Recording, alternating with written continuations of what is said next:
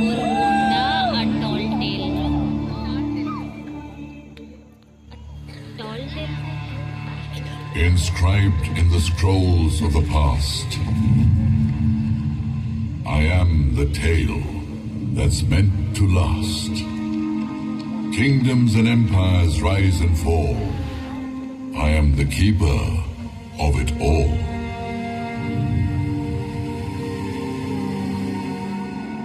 The brave and the cowards encapsulated in words.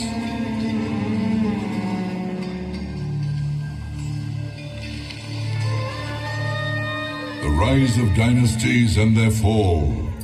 Omnipresent, I observe it all. This is a story of glorious Golconda. Come, I'll take you on a journey to show and share it all with you.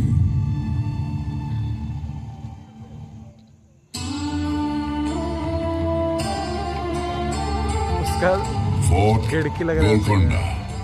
The name is interesting, just like its rich history. Golconda, which means Shepherd's Hill in Telugu, inspired the name Golconda.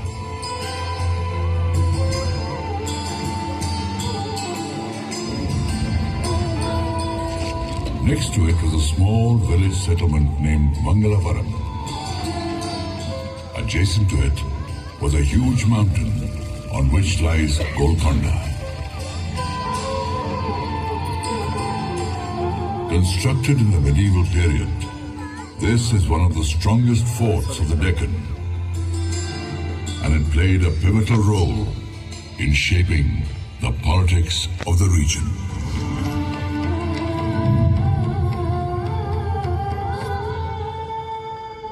In the 12th century, present-day Telangana used to be known as Teling. Orugalu was its capital. It was ruled by the Kakatiya dynasty. Back then, Golconda was under the reign of these Kakatiya kings. Kakatiyas were the indigenous Hindu rulers and were very powerful in that era.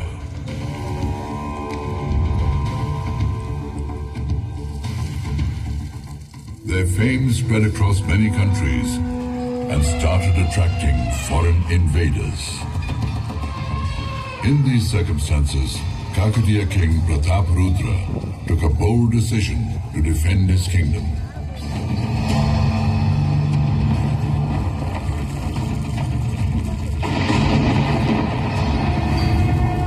I, Kakatiya king Pratap Rudra,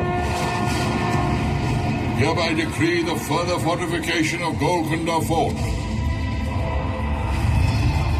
After fortification, this fort will undoubtedly keep us safe from attacks on the Devagiri side, empowering us to fend off our enemies.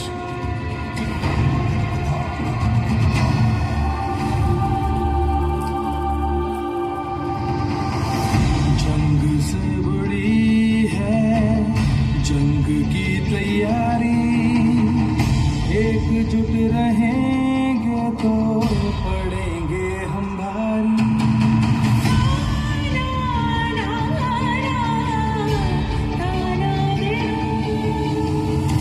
जंग से बड़ी है जंग की तैयारी, एकजुट रहेंगे तो पड़ेंगे हम भारी। दुश्मनों के आने की हवाओं में थी, ओरी गाथू की शान पनाहों में थी। राजा ने किया एक फरमान जारी, गोलकोंडा बनेगा और दुर्गम और भारी। बनाने में जितनी है सेना सारी, करेगा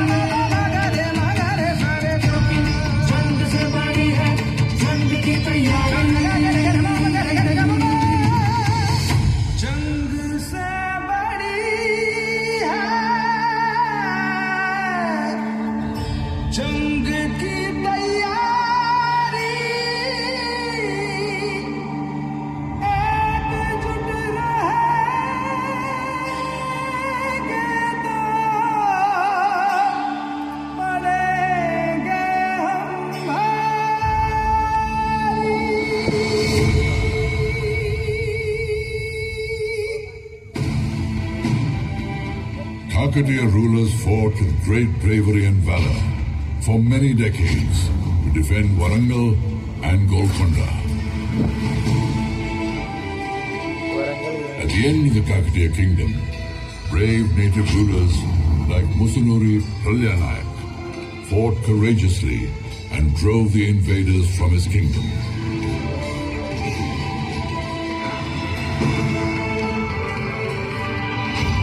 But in the end, Golconda's defense was breached.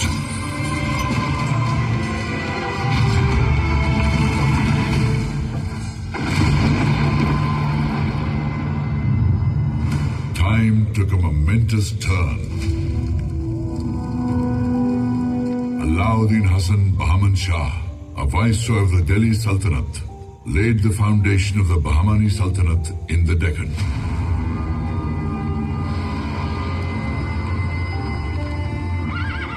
Bahman Shah marched towards Golconda with the dream of conquering Warangal.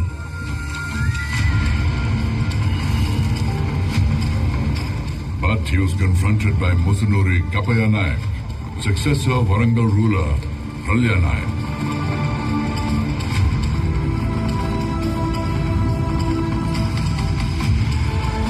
Fighting with great valor and bravery, he drove away the invaders from Golconda and once again took possession of the fort.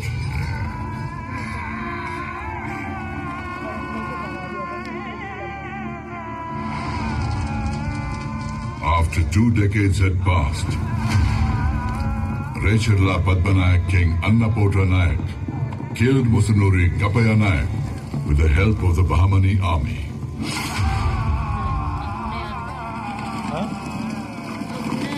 After this, Bahmani King Muhammad Shah annexed Warangal along with Golconda.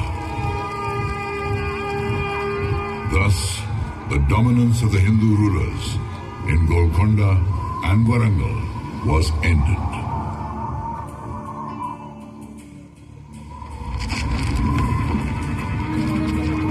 As history, I saw the churnings of a remarkable change at this point in time.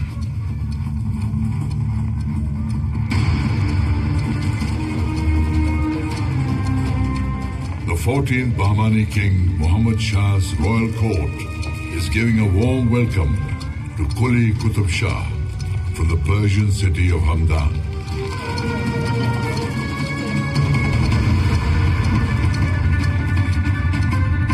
Quli Qutb Shah becomes a Subedar, an important military officer of the Bahmani kingdom.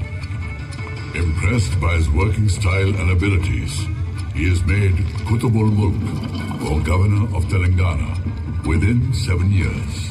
The estate of Golconda is handed over to him.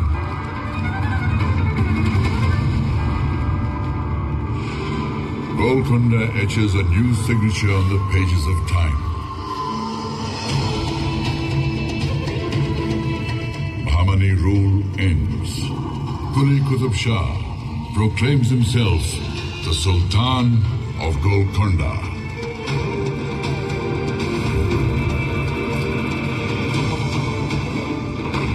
I, Quli Qutb Shah, declare myself the Sultan of Subai Telangana. This Sultanate will henceforth be known as Qutb Shahi Sultanate. Qila'e Golconda will be our capital.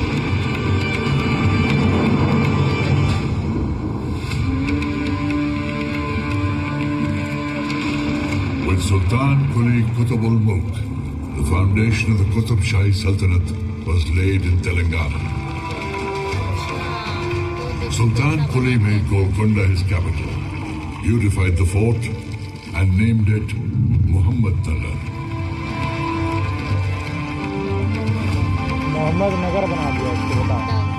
Qutb Shahi Sultans constructed many palaces, gardens, masjids, and many buildings for public use inside the fort in a properly planned way.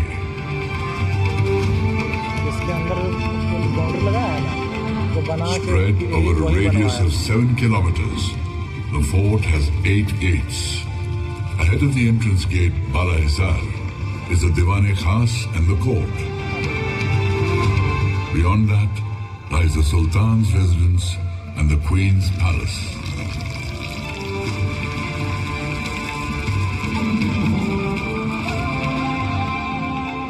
Separate from this cluster lies the Mahakali temple, where even now the popular Bonaru Jatra is organized with great fanfare every year.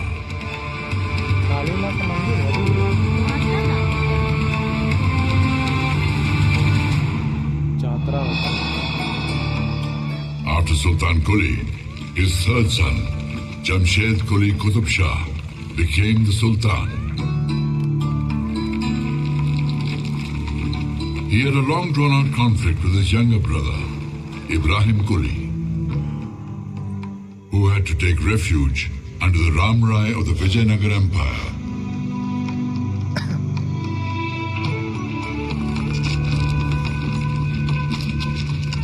Jamshed Quli died after ruling for 7 years. Ibrahim came back from Vijayanagar and declared himself the king.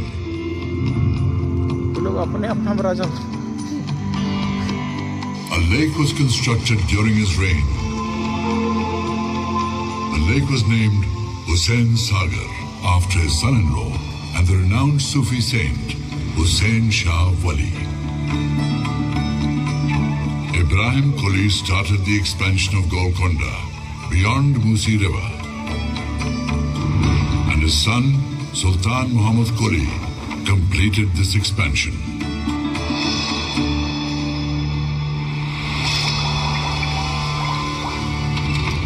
The Sultan had a deep-seated affection for Persian and Deccan literature and the Telugu language as well.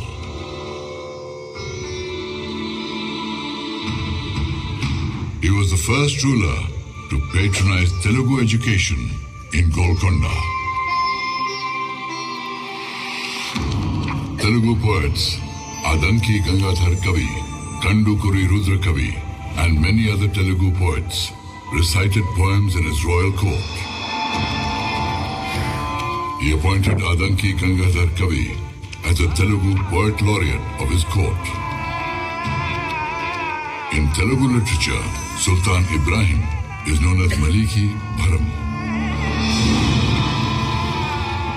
Renowned Telugu writer Kandukuri Rudra Kavi was awakening the conscience of society through his writings. By writing Yakshagana simultaneously in prose and play formats, he gained such eminence that Sultan Ibrahim Quli Qutub Shah desired to hear his rendition in person.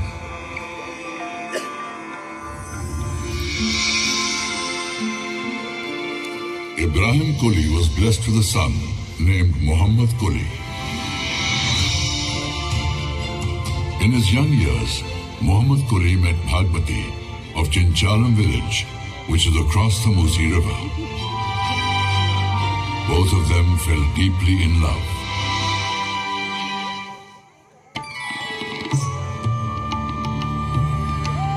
His father Ibrahim Quli realized that for the betterment of the Sultanate, he should not oppose their union. So Bhagmati and Muhammad Quli were united forever.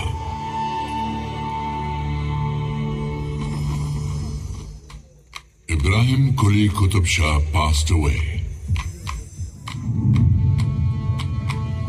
उसका बेटा बचा ना मोहम्मद कुली. His heir, Muhammad Quli Qutub Shah, became the Sultan of Golconda when he was only 14 years old. Muhammad Quli used to write Urdu poems. He became the first Urdu poet whose poems were published as a collection by the name Kuliyat.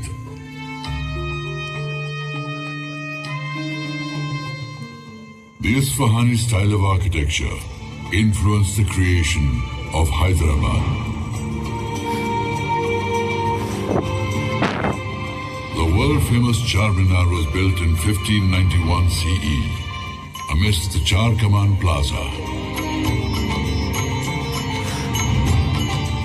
beautified the city with 11 beautiful gardens and named the city Bhagnagar.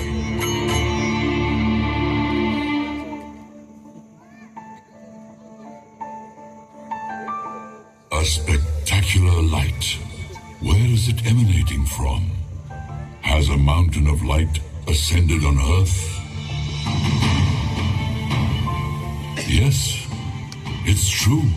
This light is from a priceless diamond. Oh, Its Kohinoor. luster was so wondrous Kohinoor. that it was named Kohinoor, which means Mountain of Light.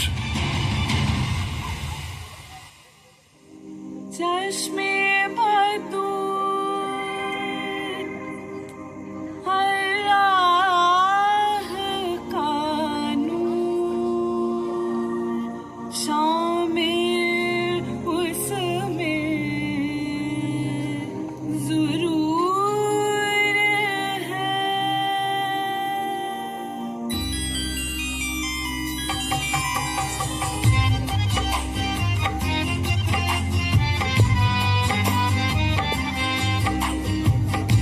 चश्मे बदूर अल्लाह का नूर शामिल उसमें ज़रूर है. कितना नायाब पहाड़ों में हाथी जैसे सा नहीं दिख रहा है, हाथी सब पूंछ है पीछे तरफ, ज़रूर सर है आगे तरफ, देखो तो बीच में जो पहाड़ है, सबसे बीच में सेंटर में लाइट पड़ेगी.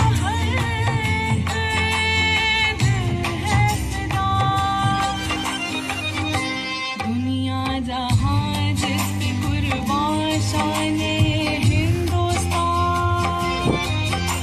कोहिनूर है.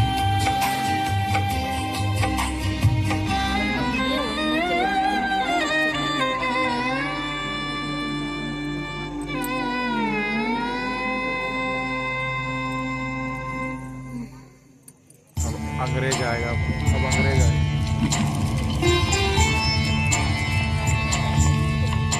Anointed Sultan after Muhammad Quli, his son-in-law, Muhammad Qutb Shah. Makkah Masjid was planned during his reign. Under the rule of Sultan Abdullah Qutb Shah, son of Muhammad Qutb Shah and Hayat Bakshi Begum, the Telugu kingdom expanded all the way from Ganjam in the north to Chennai in the south.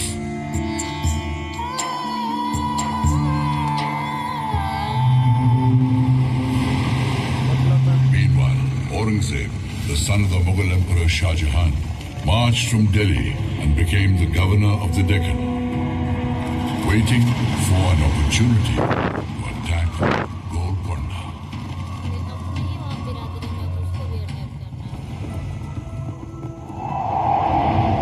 वो लोग अपना का नहीं है तो. Defeated by force, Aurangzeb resorted to deceit.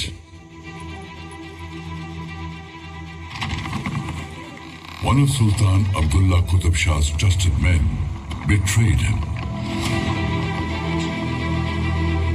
Aurangzeb captured Sultan Abdullah Qutb Shah and made him a prisoner in his own fort. वो अपना बाप को जेल डाल दिया था, शाहजहां को.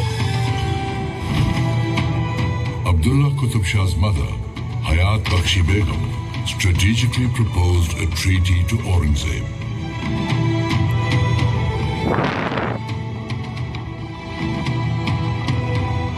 In return for freedom from captivity and continuing his rule over Golconda, Abdullah Qutb Shah gave Aurangzeb's son, Muhammad Sultan, the estate of Ramgir and also accepted him as his son-in-law.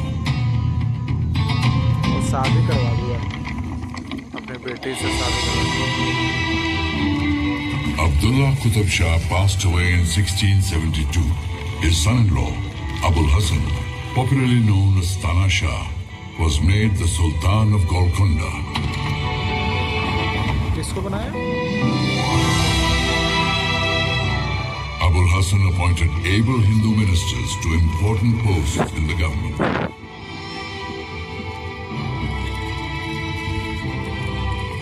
Two of them were Brahmin brothers, Akanna and Madanna.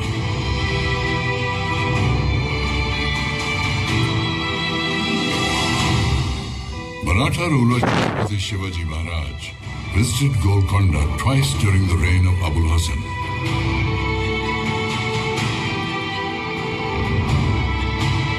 In the year 1672 and then in the year 1677. Sensing Aurangzeb's bad intentions, Chhatrapati Shivaji Maharaj extended his support and helped Abul Hasan in his fight against Aurangzeb.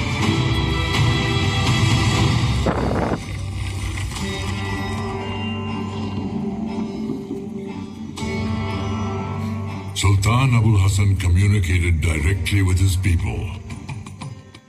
One day, Sultan reached Kuchipudi village in the Krishna region. The villagers welcomed him by performing their traditional dance.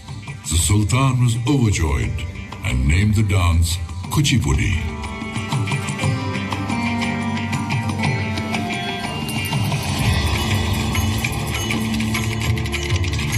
Madanna's nephew, Kancharla Golconda, was appointed the Tehsildar of Bhadrachalam. As an ardent devotee of Lord Sri Ram, he renovated Ramchandra Mandir for his deity at Bhadrachalam. In this endeavor, he utilized some funds from the state treasury. Angered by this, Abul Hasan Tana Shah imprisoned him in Golconda fort. Legend has it that Lord Sri Ram appeared in a dream of Sultan Abul Hasan and returned the amount taken by Golconda to the Sultan in the form of gold coins, thus securing the release of his devotee.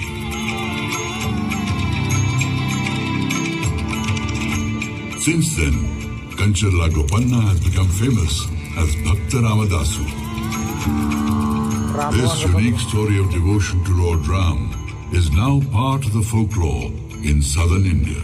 His devotional songs gained fame as Ramdasu Kirtan and became an integral part of Carnatic music.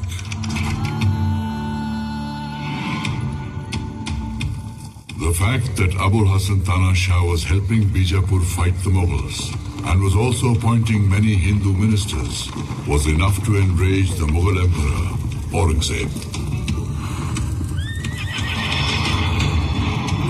He sent the Mughal army to Golconda, led by his son. After 8 months of fierce battles, his army managed to enter the fort deceitfully. The treasury of Golconda was looted. The Hindu ministers Madanna and Akanna were beheaded. Not only this, Abul Hasan Tana Shah was imprisoned in Kala Mahal of Daulatabad's fort. He died in jail. And with this, the Qutb Shahi dynasty came to an end. Aurangzeb appointed Asaf Jahi as the Subedar of Golconda, who went on to rule Hyderabad independently by the name of Nizam-ul-Mulk.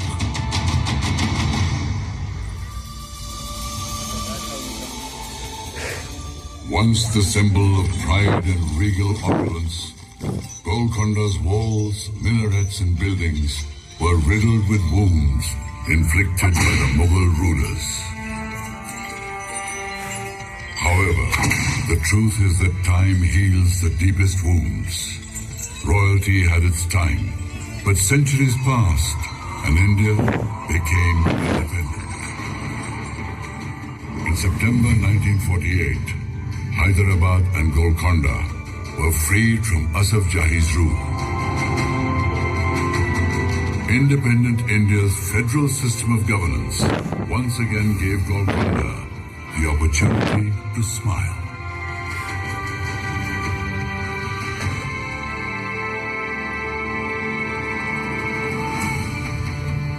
From the high ramparts of time and history, I'm gazing upon Golconda.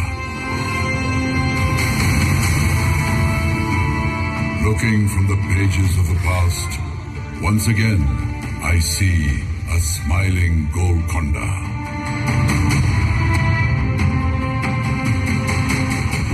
relics have never lost their luster and honor.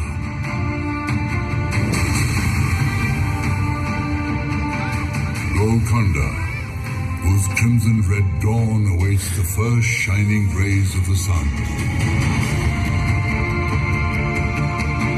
which will illuminate these hills of granite, making Fort Golconda shine bright forever.